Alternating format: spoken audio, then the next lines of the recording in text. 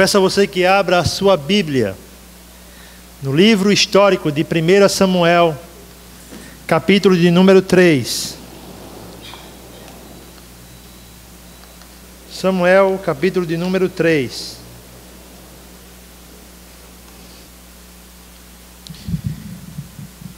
Esqueça a trilogia Nárnia. Esqueça. Trilogia de filmes Nárnia, pode esquecer.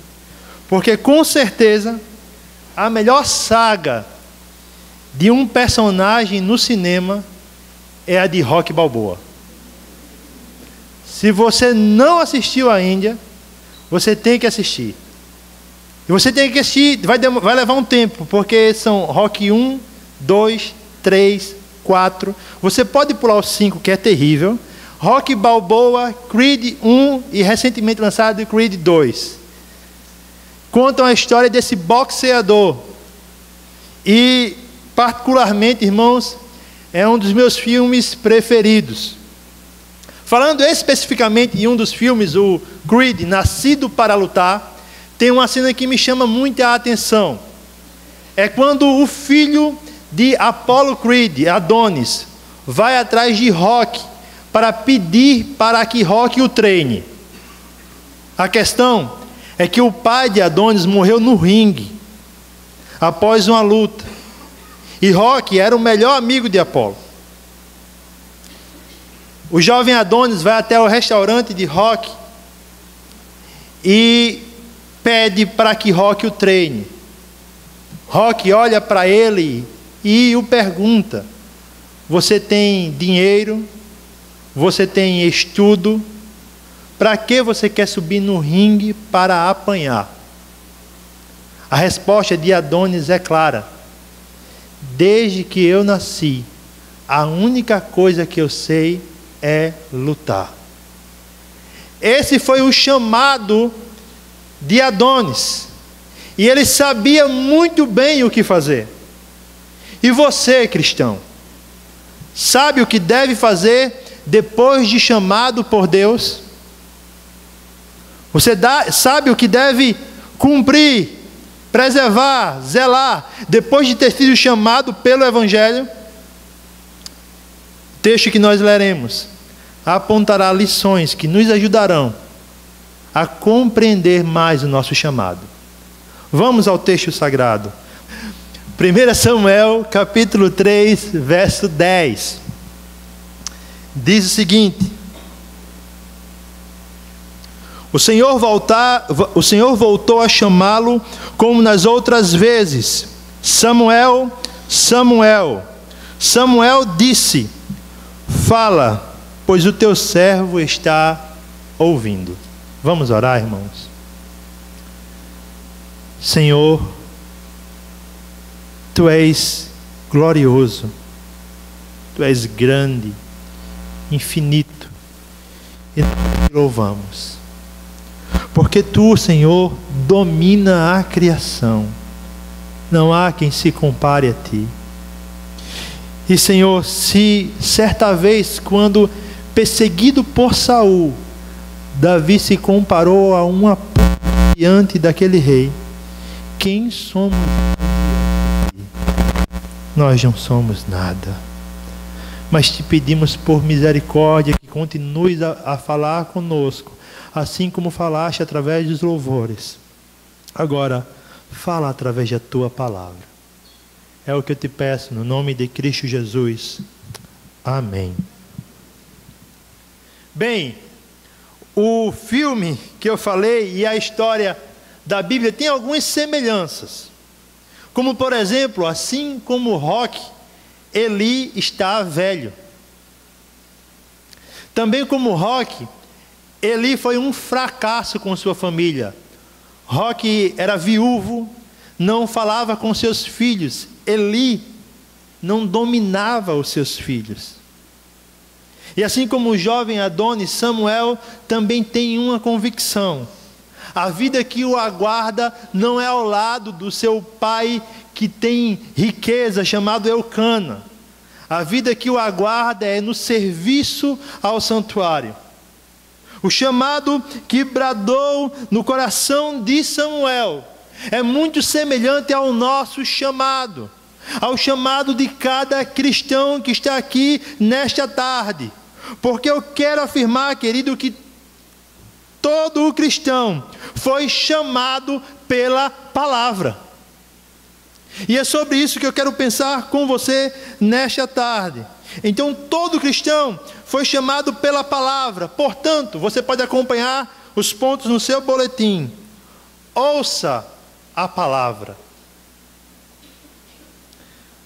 Meus irmãos, como o texto do capítulo 3 começa?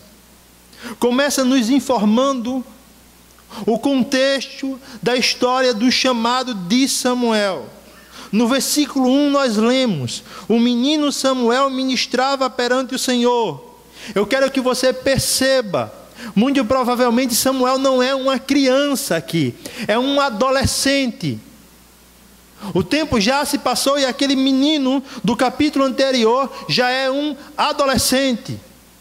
E ele continua dizendo, sob a direção de Eli. É Eli que ensina Samuel. E naqueles dias o Senhor raramente falava e as visões não eram frequentes. É interessante notar isso porque você observa no Pentateuco Deus se revelando continuamente a Moisés. Na realidade, a tenda do encontro era um lugar de conversa entre Deus e Moisés. Quando Josué assume, Deus também continua a falar, não na mesma proporção, mas fala com frequência com Josué. Contudo, na época dos juízes, Deus raramente fala. O povo se desviou tanto de Deus que ele se afastou do povo. O povo foi guiado pelo seu próprio coração. E onde nós estamos nessa história, ainda na época dos juízes. Então Deus raramente se revelava. Certa noite, Eli, cujos olhos estavam ficando tão fracos que já não conseguia mais enxergar, estava deitado em seu lugar de costume. A lâmpada de Deus ainda não havia se apagado, e Samuel estava deitado no santuário do Senhor, onde se encontrava a arca de Deus. Eli está velho, está no final do seu ministério, mal enxerga. Tem que ter alguém que o ajude no serviço. Tem que ter alguém que com diligência tome conta do santuário. Quem faz isso, irmãos? O adolescente Samuel. Ele dorme no templo para ajudar Eli em suas tarefas. Então, em uma noite, Deus resolveu falar com Samuel. E eu quero que você perceba um fato interessante. O versículo 3 vai falar que a lâmpada do santuário ainda não havia se apagado. A ideia do texto era o candelabro que ficava aceso todas as noites no santuário, antes do lugar santíssimo. Ele deveria passar a noite aceso e ser apagado todas as vezes pela manhã. Então nós estamos no meio da noite. Alguns comentaristas vão dizer também que essa expressão, a lâmpada não havia se apagado, nos dá a entender que a esperança não havia se acabado totalmente. Havia ainda esperança para Israel.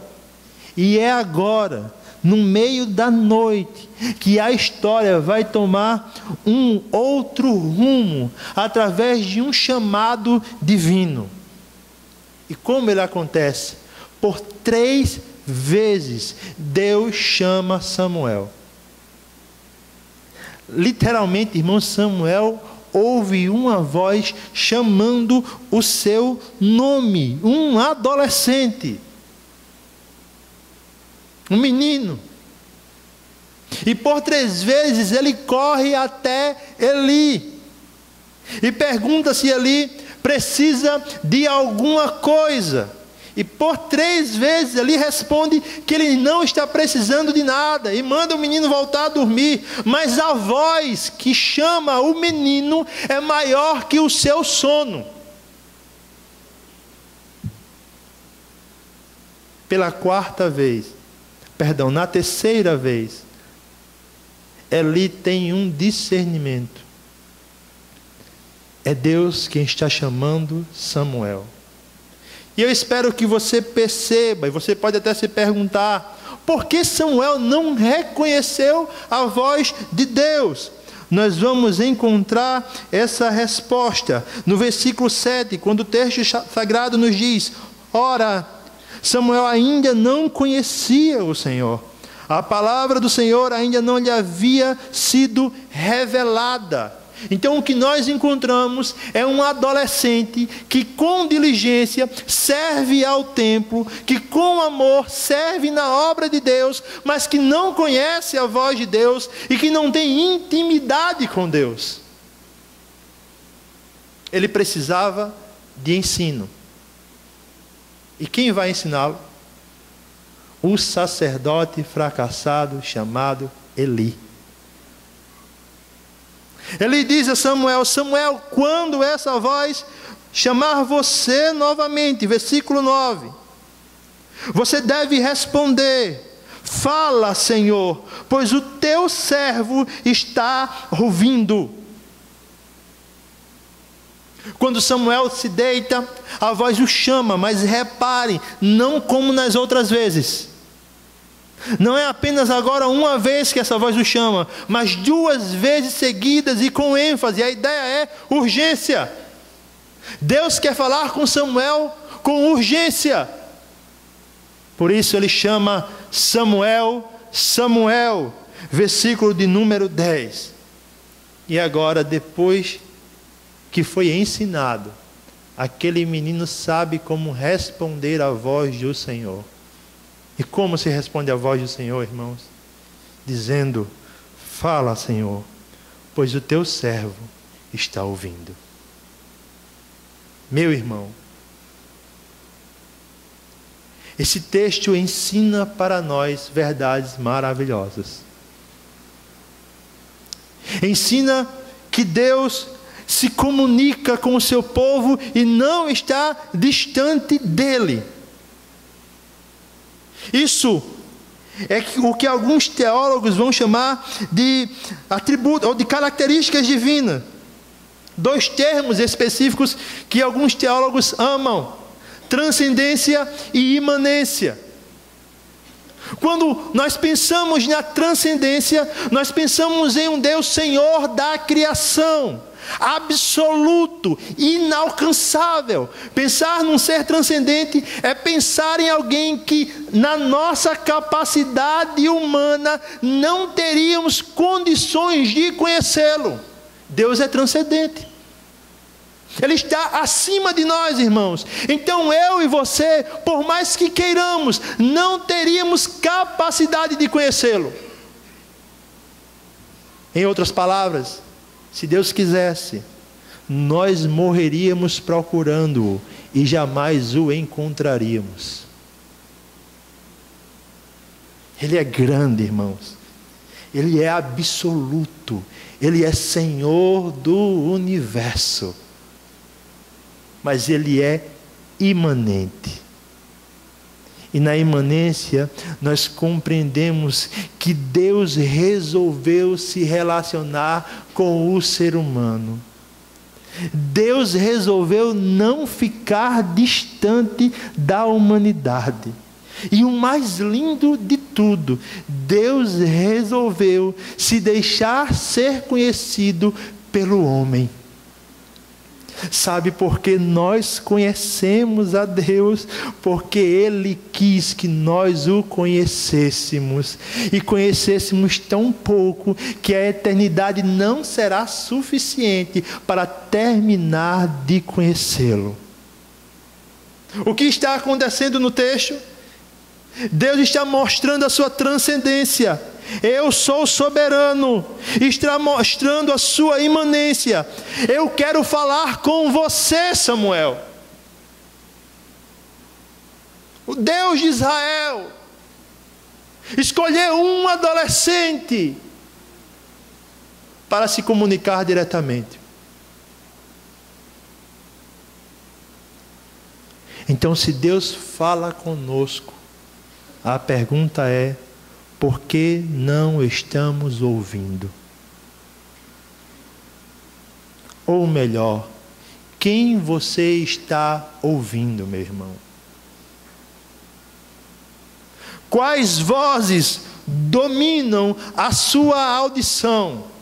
Meu querido irmão, quem você está ouvindo? É o seu time de futebol? Você fica ansioso pelo domingo, não para vir para a igreja, mas porque em determinada hora seu time vai jogar e você fica com o coração na mão, e se seu time perde, você perde também o seu domingo? Quem domina, quem fala ao seu coração, são suas visões políticas. É o que o seu líder fala, é o que o seu partido que você se afeiçoa fala, que domina a sua vida. Então, se o seu líder fracassar, você também fracassará.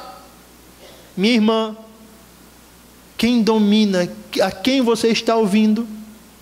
É a roda de fofoca de pessoas que se juntam apenas para falar da vida dos outros, sem se importar com o coração de ninguém. Isso é pecado. Quem você está ouvindo?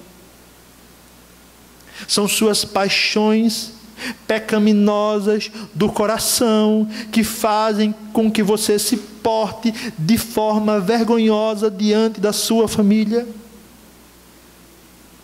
Jovem, quem você está ouvindo? É a série que você tem que maratonar na Netflix e passar a noite acordado para acabar com todos os capítulos? É a curtição que faz você sair à torta e à direita, sem ter hora para voltar? Adolescente, quem você está ouvindo?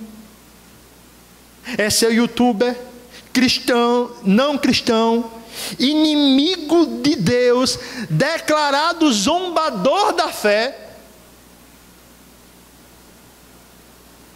Se você está ouvindo tudo isso, você está surdo para Deus. Como nós ouvimos a voz do Senhor, irmãos? Parece tão complicado hoje, mas é tão simples. Leia a Bíblia. Leia a palavra de Deus. Qual o espaço da Bíblia no seu dia? Você compreende que você tem uma revelação melhor que Samuel? Samuel não tinha a escritura completa, irmãos. Samuel não tinha toda a revelação de Deus. Era trabalhoso. E na época da sua adolescência era raro. Você tem ela todos os dias em suas mãos. Deus pode falar com você todos os dias. Todos os dias. Portanto, meu irmão, não ouça o seu líder político, ouça o líder do seu coração. Portanto, minha irmã, não se entregue às paixões ou às rodas de fofoca, se entregue à palavra. Portanto, meu jovem, não maratone série da Netflix a noite inteira. Vá dormir e pela manhã medite na lei do Senhor. Portanto, adolescente, não deixe seu coração ser dominado por mentiras. Antes, abrace a verdade que é proveitosa para salvar a sua vida. Meus irmãos, essa palavra, a palavra de Deus, é o que nos coloca dia a dia nos trilhos para caminharmos em uma vida que glorifique o seu nome. Portanto, que nós venhamos desenvolver amor pela palavra. Pois como vai nos dizer o autor aos Hebreus, pois a palavra de Deus é viva e eficaz, é mais afiada que qualquer espada de 2 gumes, ela penetra ao ponto de dividir a alma e espírito, juntas e medulas, e julga os pensamentos e intenções do coração. Quer ter intimidade com Deus? Ouça a sua voz. Você se questiona que Deus está distante, mas é você que está distante dele, meu irmão. Se aproxime dele, leia a palavra, deixe que a Bíblia domine o seu dia, ela dominará suas decisões, e você glorificará a Deus nas suas ações. Portanto, como chamados pela palavra, nós devemos ouvir a palavra. Em segundo lugar, como chamados pela palavra, nós devemos temer a palavra.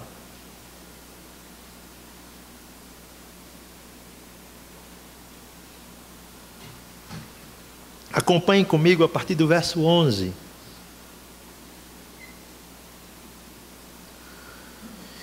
E o Senhor disse a Samuel: vou realizar em Israel algo que fará tinir os ouvidos de todos os que ficarem sabendo. O que nós encontramos agora, Samuel se colocou na posição de ouvir o que o Senhor queria. E o começo da mensagem não é nada fácil. Ele diz que a mensagem fará tinir os ouvidos de quem a ouvir. Literalmente promoverá um duro incômodo. Mais para frente, nós podemos compreender isso como os ais que os profetas proclamavam contra Israel e contra as outras nações. A mensagem que vem não é fácil, mas resta saber quem vai recebê-la. Para quem é essa mensagem? É o que encontramos no versículo 12. Nessa ocasião, executarei contra ele tudo o que falei contra a sua família, do começo ao fim.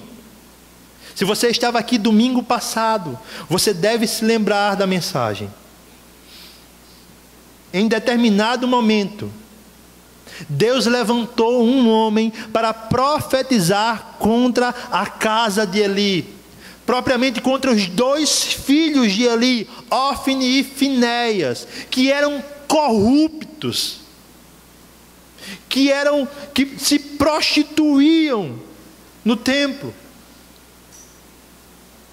2 homens que eram um tremendo mau exemplo. Logo eles que eram para ser exemplo para a nação, eram os piores.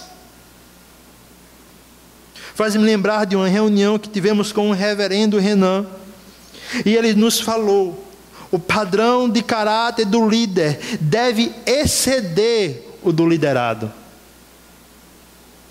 Quem está na liderança, meu irmão, deve ter uma vida diferente. O liderado deve encontrar nele exemplo. Mas aqueles 2 homens não transmitiam exemplo algum. Agora, eis a sentença. Versículo 13. Pois eu lhe disse que julgaria sua família para sempre, por causa do pecado dos seus filhos, do qual ele tinha consciência. Seus filhos se fizeram desprezíveis. As ações de Ofni e Finéias promoveram tanta ira a Deus, que eles estão como desprezíveis diante da sua presença. E agora, toda a família de Eli vai pagar. Pois não foi só Ofni e Finéias que pecaram, mas lemos também que Eli pecou. E onde encontramos o pecado de Eli, irmãos? No final do verso 13, Deus vai nos dizer: Ele não os puniu. Eli não vai de encontro aos seus 2 filhos. Você vai encontrar um discurso duro no capítulo 2, mas nós percebemos que a ação de Eli só vai até aquela situação, fica em palavras. Não há mais nenhuma outra atitude. Com isso, ele peca por omissão, por deixar seus 2 filhos blasfemarem o nome de Deus.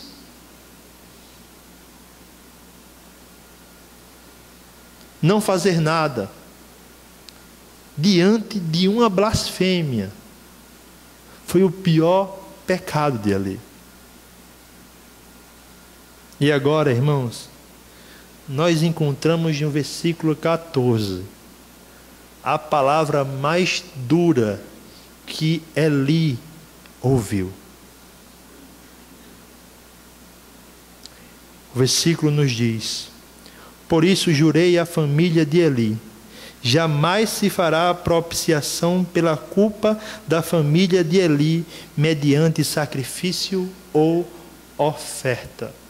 Eu espero que você perceba o termo que a NVI vai usar. Algumas traduções usarão expiação. Expiação era oferta pelo pecado. Então, quando você pecava, você oferecia um sacrifício para que aquele pecado fosse coberto. Todavia, a NVI escolhe a palavra propiciação. E qual é a ideia? O sacrifício de propiciação tinha como objetivo desviar a ira de Deus. A ira não cairia sobre o homem, cairia sobre o sacrifício. O que Deus está dizendo para Eli e sua família: não ofereçam sacrifício, eu não desviarei a minha ira de você. Não há mais tempo para arrependimento. O que virá agora será juízo. Isso devia fazer com que nós ficássemos temerosos, sentíssemos calafrios, irmãos, ao lermos um texto como esse, porque ele é por demais pesado.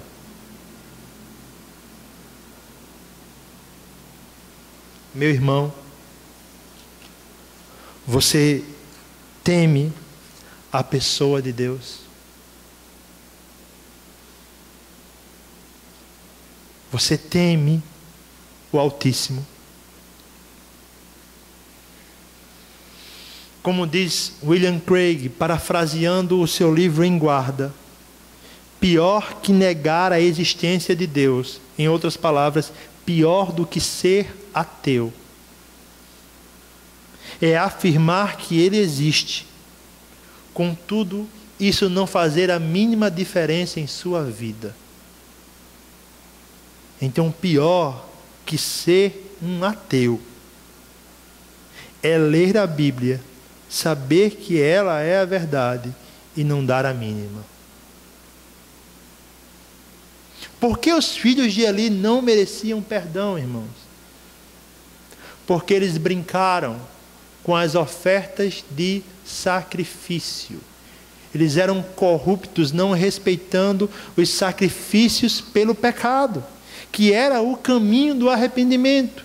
Então, em outras palavras, se eles não criam no instrumento que Deus havia disponibilizado para confessar e se arrepender, como eles alcançariam arrependimento? Não há mais esperança. Que risco, meus irmãos, nós estamos correndo quando nós não tememos a Deus. Você, meu irmão, que é líder nessa igreja, me permita exercer liderança aqui, sem temer o Senhor, é procurar juízo, eu e você, quando lêssemos um texto desse, era para o nosso coração tremer de medo diante da presença de Deus. Nós não podemos brincar com a fé aqui dentro. Nós não podemos brincar de ser crente, irmão. Porque brincar de ser crente traz juízo. Pare de pecar deliberadamente, como isso não fosse nada demais. Deus está lhe vendo. Pare com isso hoje, antes que seja tarde demais, meu irmão.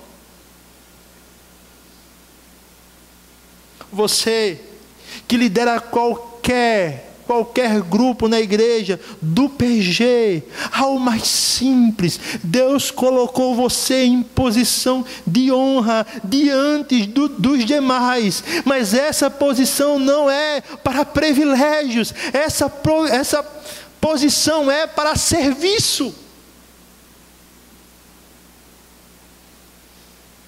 Tema a Deus. Uma ilustração que cabe muito bem sobre o que é temor é a seguinte: os pais geralmente colocam a mão na boca dos bebês para que ele possa morder. E aí você coloca sem medo, afinal ele ainda não tem dente. Assim não vai ter força, não vai machucar você. Mas eu pergunto a você: você colocaria sua mão na boca de um leão? O leão engolirá facilmente a sua mão. Você respeita a força do leão, você teme o leão.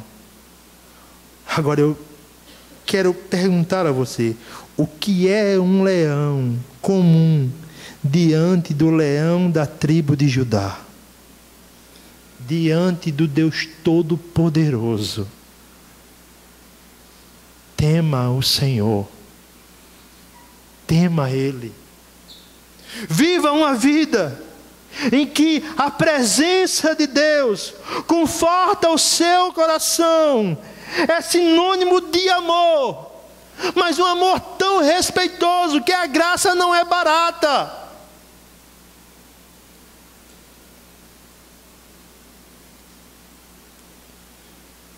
Tema a redenção.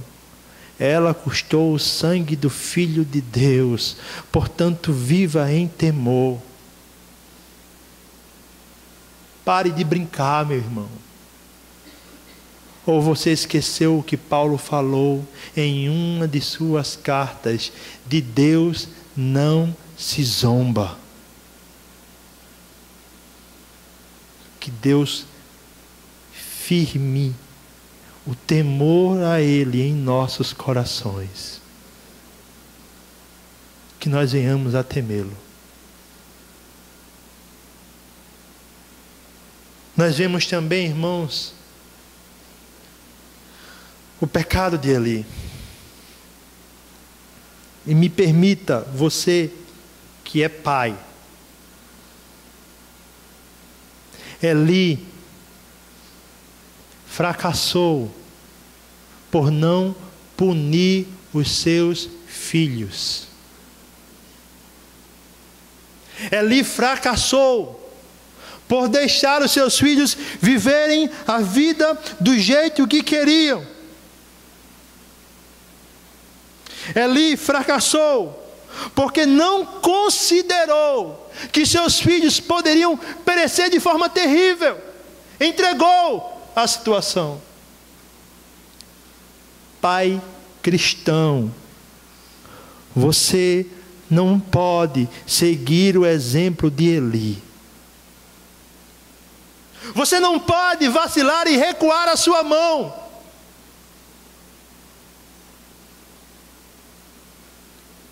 Nós, irmãos, temos que batalhar dia a dia para que a próxima geração cresça com reverência diante de Deus e temor a Ele. E essa foi uma responsabilidade que nos foi dada. Portanto, considere isso.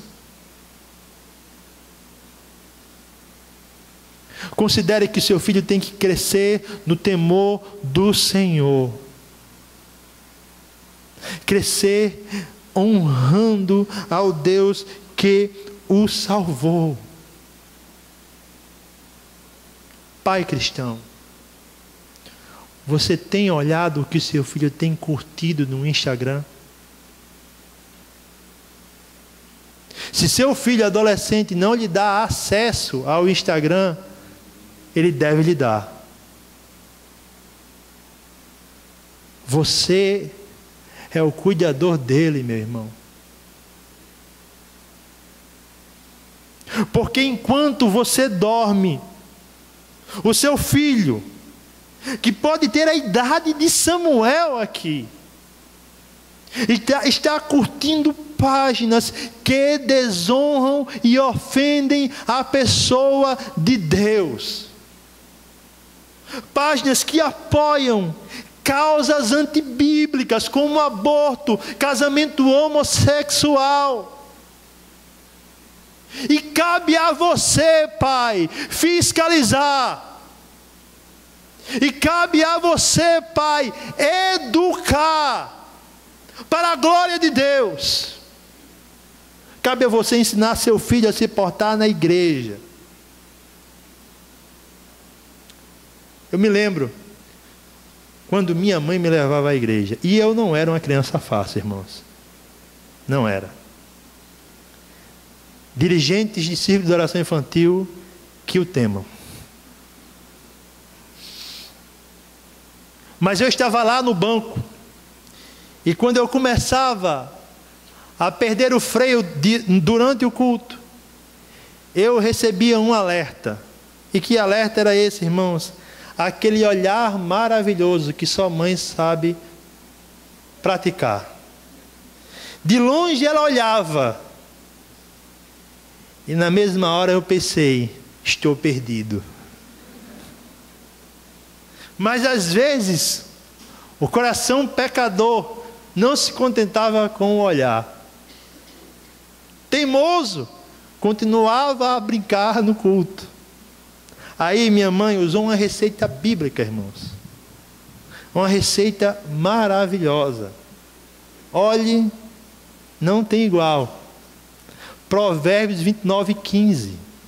A vara da correção dá sabedoria, mas a criança entregue a si mesma envergonha a sua mãe.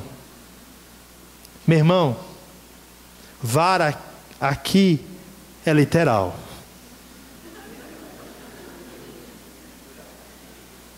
A correção vinha, irmãos. A correção vinha. Mas eu quero dizer a você, eu louvo a Deus pela minha mãe. Eu sou filho de uma crente, irmãos. E ela me educou. Eu sei que minha salvação foi escolha divina. Mas eu não tenho como deixar de ser grato à minha mãe por todas as vezes que ela me disciplinou para estar no caminho. Eu sofreria bem mais se minha mãe estivesse distante. Eu sofreria bem mais se ela não se importasse. Pai, o seu filho precisa de você. Precisa de você para aprender quem é o Senhor. Não pense que uma salinha é a solução para ele. A salinha é apenas um dia da semana. Não confie em seu filho apenas a um dia da semana, e deixando os outros na mão de pessoas ímpias. Mas obedeça o que Deuteronômio, capítulo de número 6, verso 9 diz: que todas essas palavras que hoje lhe ordeno estejam em seu coração. Ensine-a ensine-as com persistência a seus filhos. Converse sobre elas quando estiver sentado em casa, quando estiver andando pelo caminho, quando se deitar e quando se levantar. É relacionamento, irmãos. O ensino de um pai para o filho está aqui. Durante o relacionamento entre eles, a conversa bíblica é normal. O ensinamento bíblico é normal. Às vezes nós choramos, como diz a expressão, quando o leite já está derramado. Quando o seu filho não quer mais vir à igreja. Batalhe contra isso. E se você não batalhou até hoje, comece essa guerra hoje. Discipline o seu filho, mas perceba, a disciplina com arrogância ou simplesmente se desfazer da ira só promoverá desgosto e rebeldia. Na disciplina, o pai sofre junto com o filho. E o filho deve sentir mais a desaprovação do pai do que o castigo. Não entregue seu filho à rebeldia. Eli entregou Ofni e Finéias, e veja o fim da sua casa. Portanto, tema a palavra. Nós, como chamados pela palavra, devemos ouvir a palavra, temer a palavra e devemos pregar a palavra. É o que acontece a partir do verso 15. Observe comigo. Samuel ficou deitado até de manhã, e então abriu as portas da casa do Senhor. Deus fala com o menino, mas o menino continua servo. De manhã ele vai fazer as suas obrigações. Isso não subiu a cabeça do menino e não tornou ele um arrogante. Antes fez com que ele trabalhasse do mesmo jeito. E agora com medo, como nos diz o versículo 15. Ele fica calado diante de Eli. Mas há um momento que Eli diz: Samuel, meu filho. E ele responde: estou aqui. Eli perguntou: o que o Senhor disse a você? Não esconda de mim, Deus o castigue e o faça com muita severidade, se você esconder de mim qualquer coisa que ele falou. Perceba, é o sacerdote que conviveu com o fracasso dos seus filhos, que agora ensina a Samuel: não se omita, pregue o que Deus lhe ordenou.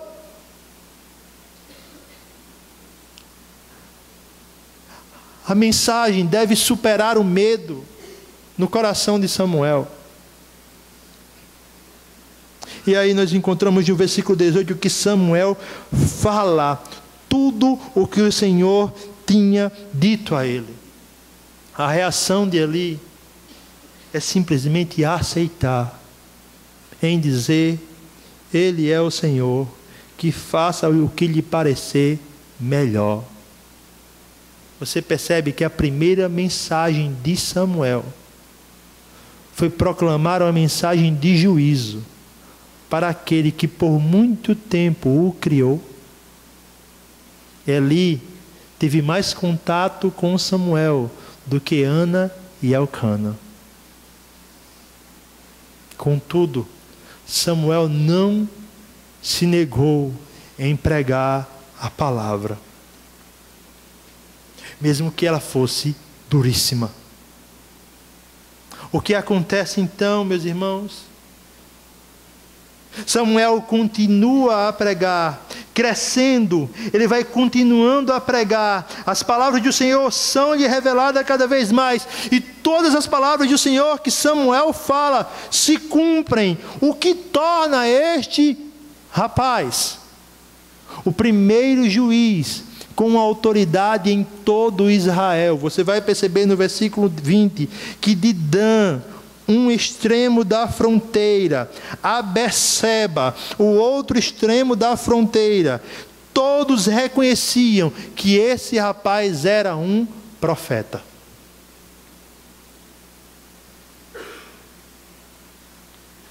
Samuel tem o seu ministério reconhecido por sua fidelidade. E se no começo do capítulo as visões do Senhor, as revelações eram raras, observe o verso 21. O Senhor continuou aparecendo em Siló, onde havia se revelado a Samuel por meio de sua palavra. Veja que contraste. Antes eram raras, agora são contínuas. As revelações de Deus a Samuel são contínuas. A história muda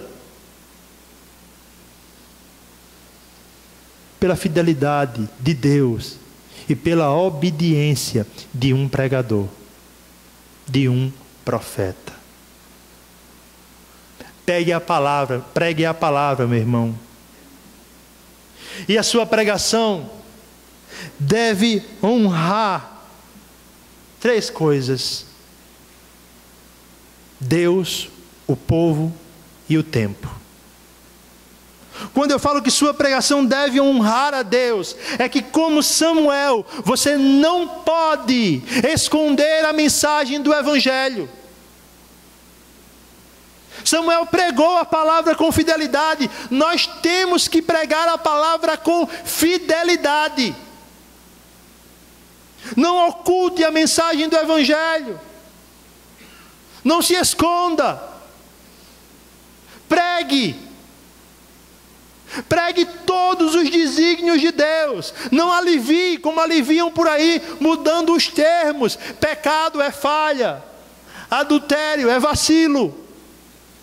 Não, irmãos, o que a Bíblia chama de adultério é adultério e pronto. O que a Bíblia chama de pecado é pecado e pronto. Nós temos que pregar com fidelidade. Essa mensagem nos foi confiada. Portanto, não se negue. Cumpra o seu ministério fielmente. Observe o que Paulo diz a Timóteo, já no final de sua vida, em 2 Timóteo 4:5. Você, porém, seja sóbrio em tudo, suporte os sofrimentos, faça a obra de um evangelista, cumpra plenamente o seu ministério. Honre a Deus nele. Em segundo lugar, também seja fiel ao povo. E eu quero explicar o que é isso. Não negocie a palavra de Deus por conta da multidão. Perceba, Samuel tinha que entregar uma mensagem difícil a Eli. E ele a entrega. Meu irmão, por vezes eu e você ficamos receosos em conversar com o outro a respeito das falhas e pecados dele. E queremos omitir, pensando que nós até podemos perder a amizade. Mas, meu irmão, perca a amizade, mas não perca seu amigo para o inferno.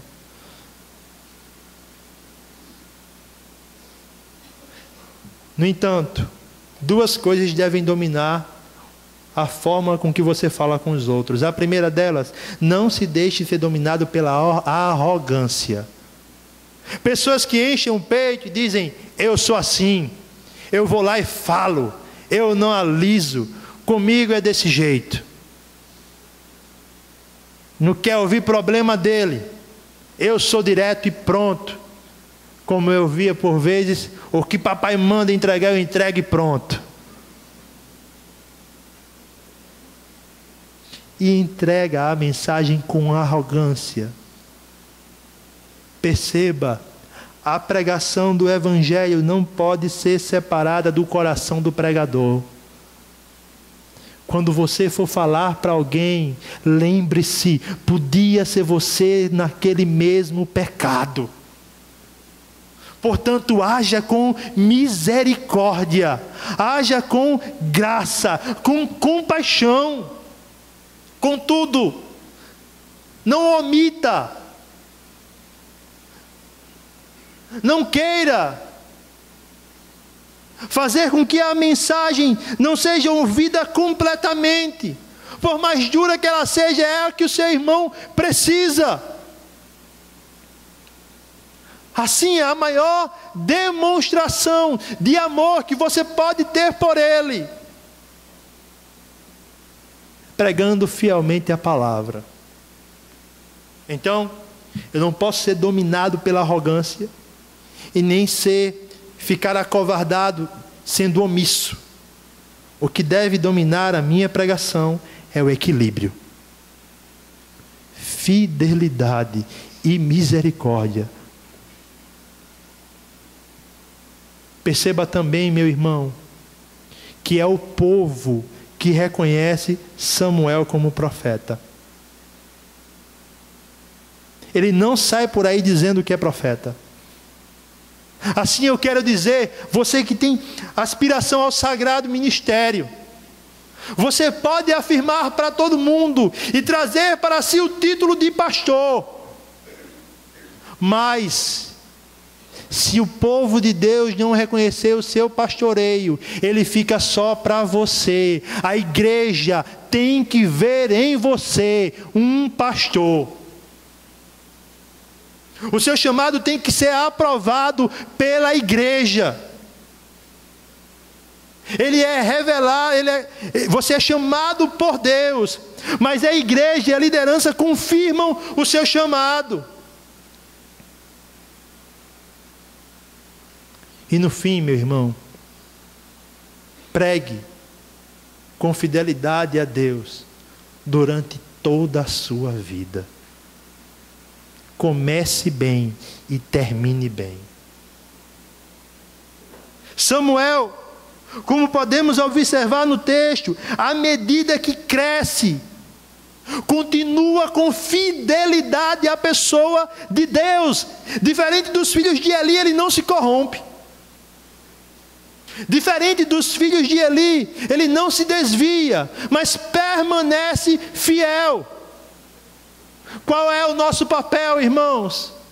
É daqui a 10, 20 anos, olharmos para trás e termos a certeza, eu continuo pregando o mesmo evangelho. Qual é o papel da IPBE? É daqui a 20, 30 anos, nós estarmos ainda firmados nessa palavra. Persevere, irmão, no tempo. Persevere para a glória de Deus, pois como disse o pastor Eduardo Leandro, na corrida da esperança, não vence quem chega primeiro. Isso aqui não é uma competição, irmão. Vence quem não se cansa. Sua pregação deve durar com perseverança. Deve honrar a Deus. Samuel agora está crescendo, fiel ao Deus que o chamou, ouvindo a sua voz e proclamando. No começo da pregação eu falei sobre o jovem Adonis. Ele disse que nasceu para lutar. Um homem nasceu para lutar. Mas existe outro homem que nasceu para morrer. Cristo veio à terra para morrer pelos nossos pecados. Cristo veio à terra em obediência ao chamado do Pai, para que através da sua morte, todos chegassem ao pleno conhecimento do Deus vivo, todo aquele que crê. Nós devemos honrar a mensagem de Deus. Nós devemos amar a mensagem de Deus, porque o chamado do Evangelho, o chamado da palavra, nos trouxe até aqui. Portanto, cristão, viva com fidelidade diante de Deus.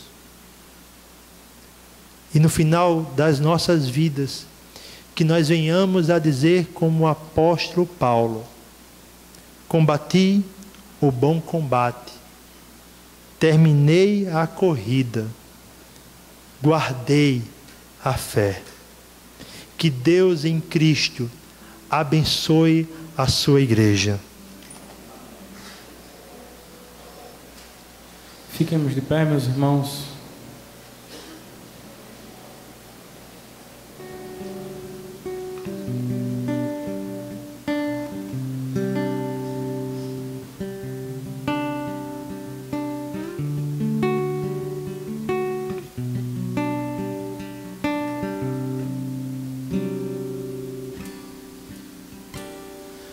Deus, eu me alegro em Ti, és a minha força, meu libertador.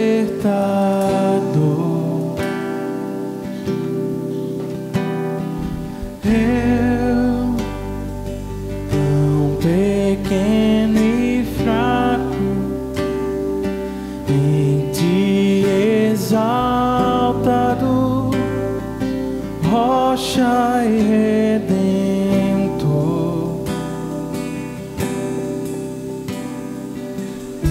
Exaltaste o pobre, destronando o nobre, Deus soberano, governa a história, conduz nossos passos bem perto de nós. Pai presente, se fez presente no Filho bendito, o Rei melhor. Deus, seu Filho nos deu, graça concedeu, vencendo nossas guerras. Nós o rejeitamos, longe caminhamos, procurando reis. Exaltaste o pobre, destronando o nobre, Deus soberano, governa a história, conduz nossos passos bem perto de nós.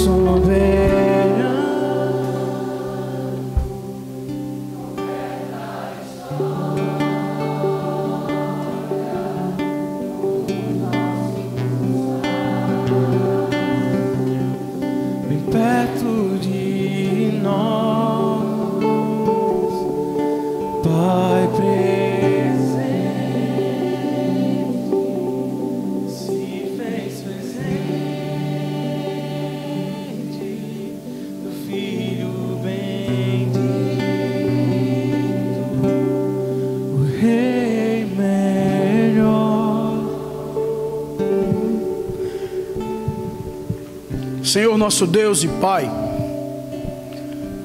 te damos graças pela tua palavra pregada nesta tarde. Obrigado, ó Deus, por falar aos nossos corações.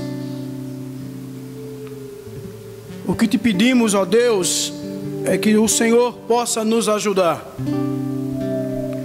Ajudar, ó Deus, para que possamos ouvir a palavra, ouvir a tua voz. O Senhor constantemente tem nos chamado. O Senhor constantemente tem falado aos nossos corações. E muitas das vezes, Pai, estamos desatentos. Estamos com os nossos ouvidos voltados para o mundo, para os prazeres da carne. Por isso, ó Deus, no nome do Teu Filho Jesus Cristo, nos ajude, para que os nossos ouvidos sejam sensíveis à voz do Teu Espírito. E assim, ó Deus, possamos fazer a Tua vontade e o Teu querer. Pedimos também ajuda, Senhor, para que possamos temer diante de Ti. Deus, Tu és santo. A Tua palavra nos diz que devemos também sermos santos. Ó Deus, quando olhamos para o Antigo Testamento, percebemos que aquele lugar santo dos santos era um lugar, ó Deus, que nem todos entravam. E aqueles que entravam, Senhor, de forma impura eram fulminados. Mas graças te damos por Jesus Cristo, que é por meio dele que podemos entrar neste lugar e podemos conversar contigo. Mas Deus, não permita que venhamos relaxar diante de ti, que não venhamos brincar, ó Deus, de estarmos em tua presença de maneira vergonhosa, mas que no nome do teu Filho Jesus Cristo possamos temer e tremer diante de ti, porque nós servimos a um Deus que é santo, Criador de todas as coisas. Por isso, Deus, nos ajude a caminharmos e levarmos o Evangelho de forma séria. Oh Deus, tem misericórdia de nós, nos perdoe, Pai. Nos ajude para que neste dia possamos iniciar uma nova caminhada.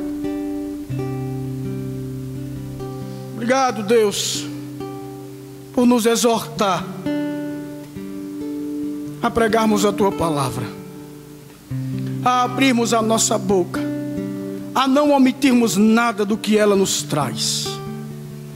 Nos ajude, Senhor, a falarmos o que é pecado, o que é errado, o que é certo.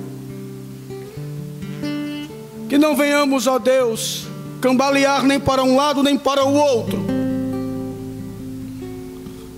mas que venhamos ser fiéis à Tua palavra, empregá-la fielmente por amor a Ti.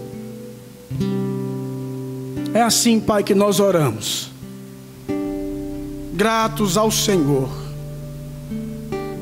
Leva-nos em paz para casa, Senhor. Apesar desta palavra nesta tarde, nos dê uma noite tranquila, um sono reparador, na certeza de que o Senhor está conosco, na certeza de que o Senhor nos ama, na certeza de que o Senhor nos disciplina por amor, na certeza de que o Senhor nos fará servos dignos do Evangelho de Cristo Jesus. Abençoa a nossa casa, a nossa família, abençoa esta semana. É assim que oramos no nome do Teu Filho Jesus Cristo. Amém. Meus amados irmãos, após a bênção apostólica, o pregador, alguns presbíteros e eu estaremos lá fora apertando a sua mão, desejando a paz de Cristo e que você possa cantar o refrão deste hino. Que o amor de Deus, o nosso Pai, a graça do nosso Senhor e Salvador Jesus Cristo, que o poder e as consolações do Espírito Santo estejam com todos nós agora e para todos sempre, todos em uma só voz, dizemos amém. Cantemos ao Senhor, irmãos. Deus soberano.